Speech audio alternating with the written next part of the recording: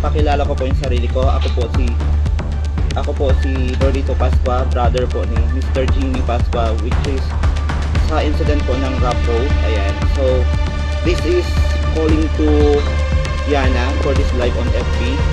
Actually, napanood namin na bumalik ka dito sa Zambales para humingi ng personal apology. Unfortunately, hindi kayo nag-usap ni Kuya. Ito lang ang sasabihin ko sa iyo, Aliana.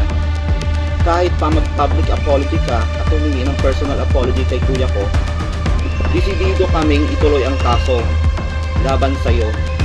Dahil unang-una, in-expose mo ang pamilya namin. Kapwa tawad na lamang po tayo at tanggapin ang mga susunod na nagaganap.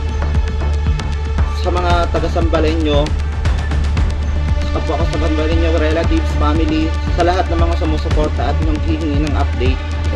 So, yun lamang po at maraming salamat po.